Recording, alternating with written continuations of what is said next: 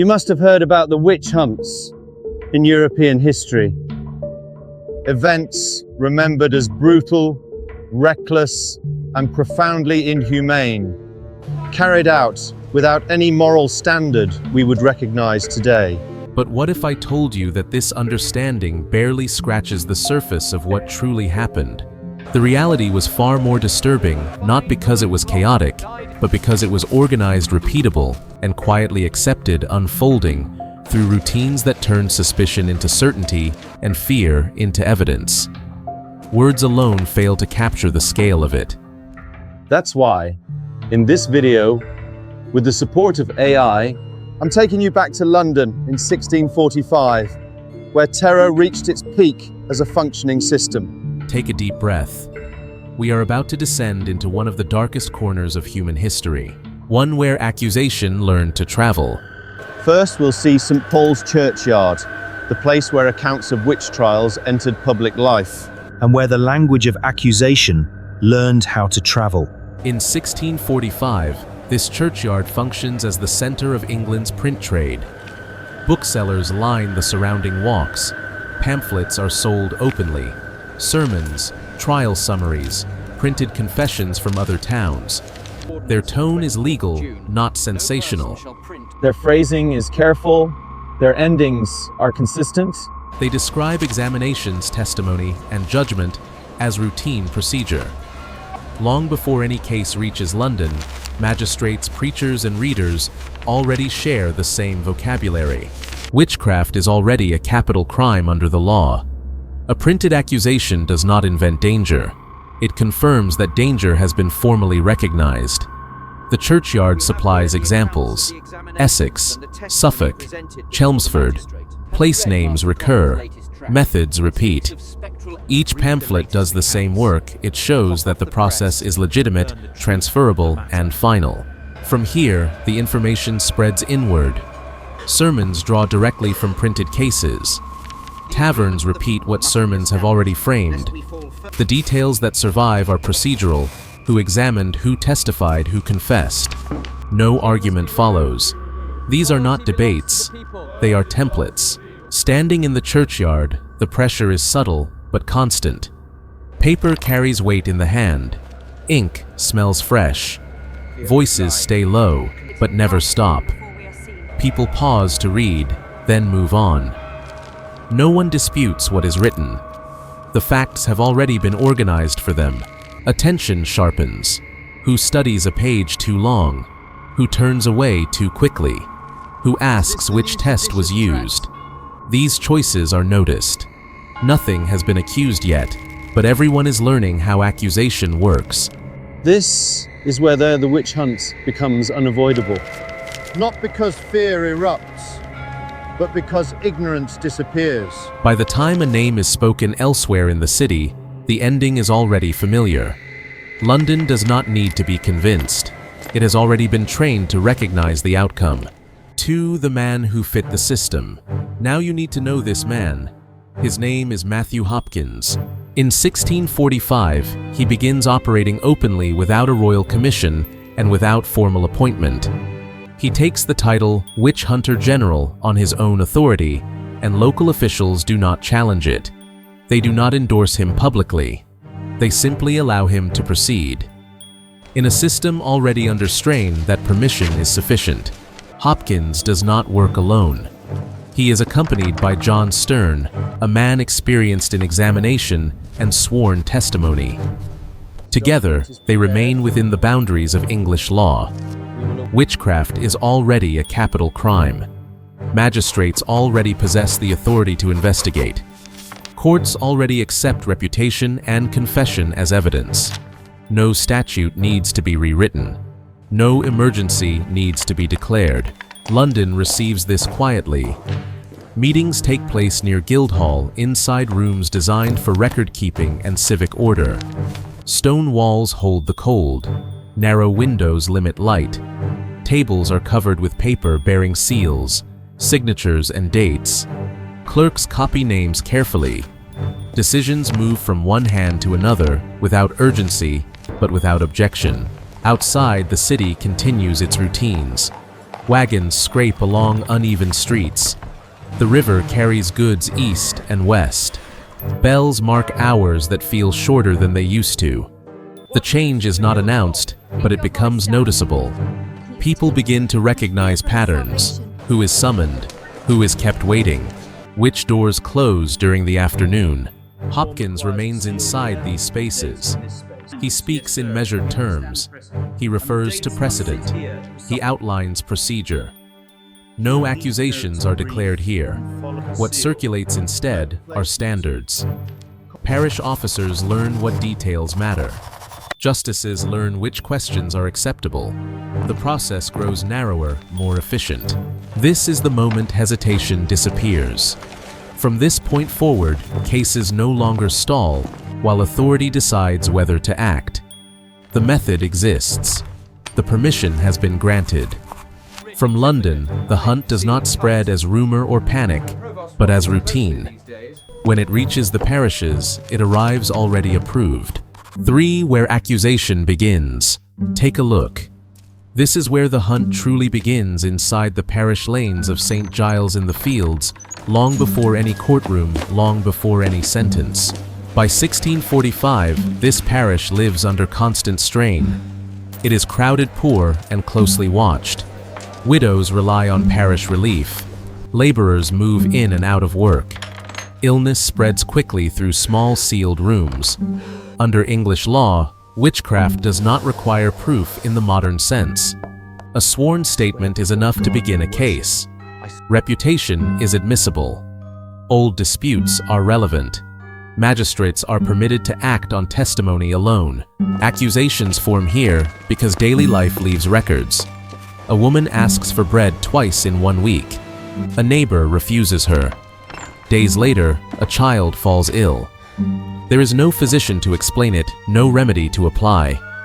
Memory supplies the explanation. The refusal is recalled. The words are replayed. The sequence begins to matter. Nothing is written at first. It begins with speech. In streets where doors face each other and windows stay open, words move quickly. Everyone knows who argues, who borrows, who is avoided. When suspicion is shared with a church warden or parish officer, it crosses a threshold. It is no longer private talk. It becomes reportable. The setting sharpens this shift. Homes sit close together. Walls carry sound. Smoke drifts between windows. Disputes do not dissolve with distance. They persist, resurfacing each time someone passes a familiar doorway. When a name is spoken to the wrong listener, it cannot be retrieved. Once a complaint is recorded, neutrality disappears. Neighbors withdraw.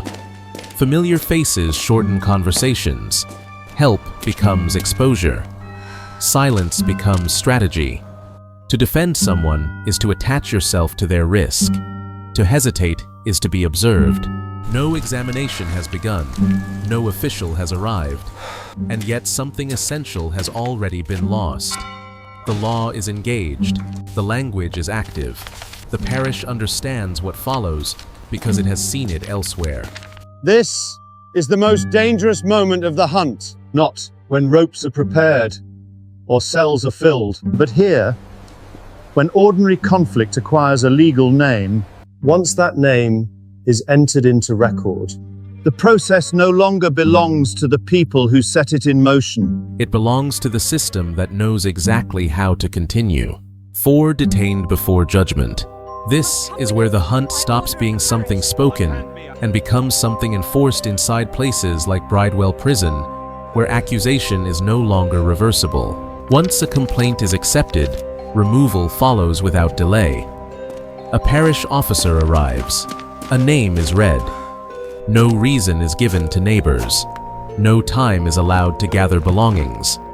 Hands take hold of sleeves. A body is moved through a doorway that does not reopen behind it. The street offers no resistance. People turn away. They understand what attention now costs. Inside control is immediate. The space is small, damp, and poorly lit. Stone walls hold cold and moisture. Straw on the floor carries the smell of others who have already passed through. The door closes with a dull sound that does not travel. Air hangs heavy, already used. Confusion comes first. Questions surface unevenly. How long? On what charge? Who spoke my name? There are no answers. Time loses shape. There is no bell to mark hours, no change in light to signal night or morning. Panic does not arrive suddenly. It settles in as the expectation of release begins to fail. Exhaustion follows. Sleep is interrupted or denied outright. Watching keeps eyes on the body at all times. Any movement is noted. Any stillness is questioned. Fatigue bends posture. Knees weaken. Hands tremble. Thought slows before speech breaks down. Pain dulls, then persists. Reactions vary, but outcomes do not. Some cry until their voices fail. Others withdraw into silence. Some plead with guards who have no authority to decide anything. Parish officers are no longer present. Magistrates are absent. The system has narrowed to walls, routine, and observation. Beyond the cell, the damage spreads. Families wait without information. Neighbors whisper but do not intervene. Familiar names vanish from conversation. To ask is to risk being recorded. Support becomes exposure. Nothing violent needs to happen for the result to take hold. The process itself is sufficient. By the time questioning begins, the body is already weakened. The mind is already searching for relief. This is the point at which innocence stops mattering. From here on, survival depends not on what is true, but on how long a person can endure what the system now demands. 5. The body as evidence. The next stage no longer concerns itself with events. What matters now is the body and how it can be interpreted. By the mid-17th century, English witch trials prioritize examination over corroboration. Torture is officially disavowed, yet practices that exhaust, expose, and destabilize are fully permitted. In his own writings, Matthew Hopkins frames these methods as observation rather than punishment. Sleep may be withheld. Supervision may be continuous. Physical inspection is expected. Once observations are entered into record, they acquire the weight of fact. The first loss is privacy. Clothing is removed with methodical care. The body is placed where the light falls cleanly. Searchers work without haste, moving their hands across skin, pausing where texture or response seems irregular. Scars are listed. Moles are pressed. Areas that do not react as anticipated are noted and discussed. No physician is consulted. No alternative explanation is invited. Fatigue deepens what the process begins. Air grows stale. The floor leaches heat from bare feet. Muscles shake under the strain of standing. Eyes ache from sustained wakefulness. The same questions return again and again, not to clarify, but to erode. Resistance dulls. Speech slows. Delays are documented. Contradictions, however small, are preserved. Responses vary. Some recoil from touch. Others become motionless, believing stillness might shorten the ordeal. Shame loses relevance quickly. Bodily autonomy disappears entirely. The person is no longer addressed as such. What remains is something to be examined, catalogued, and interpreted. Between inspections, watching continues. Sleep fractures into moments and is broken as soon as it forms. Any movement is observed. Any sound is recorded. The mind struggles to retain order. Memory loosens. Time ceases to progress in a reliable way. At this stage, innocence has no function. The process is not designed to establish truth, only compliance. Ordinary anatomy is reclassified as indication. Familiar marks acquire meaning. The written record expands, and as it does, the person recedes. When the examination finally ends, the outcome is already set. The body has been converted into evidence. What remains is endurance, and under these conditions, endurance is finite. 6. Confession is the engine. Confession does not arrive as truth, it arrives as relief. Under English law, a confession carries decisive weight. It does not need to be supported by witnesses. It does not need to align with prior testimony. Once spoken, it stands on its own. Attempts to retract it are treated as further proof. Silence at this stage is no longer neutral. It is read as resistance. The questioning is structured to reach this point. Examiners do not ask what happened. They ask whether the accused will cooperate. When memory falters, details are supplied. When answers drift, they are corrected. The story is guided into a shape that matches what has already been recorded elsewhere. Consistency matters more than accuracy. A narrative that fits is preferred to one that resists. The first words are often brief, an admission without detail, a nod, a phrase offered to end the ordeal. The response is not release, it is continuation. More questions follow. The confession must expand. Time-place method. When the account slows, pressure returns. Fatigue has already done its work. Then comes the names. Naming others is framed as assistance. Cooperation is rewarded with calmer questioning. Refusal draws suspicion. Familiar faces surface hesitantly. Neighbors, relatives, people from the parish who were seen argued with remembered. Each name offered is written down. Each name becomes a new beginning elsewhere. Confession does not narrow the case, it widens it. The speaker remains confined. The system moves outward. New arrests follow old words. The process no longer requires accusers from the street. It now produces its own. The psychological cost is immediate. Speech feels safer than silence.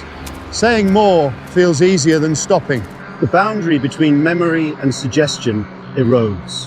What was once uncertain becomes fixed once recorded. The paper does not question the voice. It replaces it. From this point on, the accused no longer controls meaning. Words no longer belong to the person who speaks them. They belong to the record. Confession becomes labor performed under pressure, generating new cases with each sentence. This is how the hunt sustains itself, not through frenzy, but through compliance. Not through mobs, but through procedure. Once confession begins, the system no longer needs belief. It has momentum. Execution is confirmation. The system no longer needs words. It has already learned how to finish. Once confession is entered and judgment recorded, execution follows without discussion. A warrant is written. A date is fixed. Names move from one ledger to another. No new hearing is scheduled. Nothing remains to be weighed. The law has already completed its work on paper. The destination is Tyburn. It is not chosen for symbolism, but for reliability. The structure is permanent. The route is familiar. Everyone involved knows where to stand and what to do before anyone arrives. By the time the condemned are moved, the place is already ready. Transport begins early.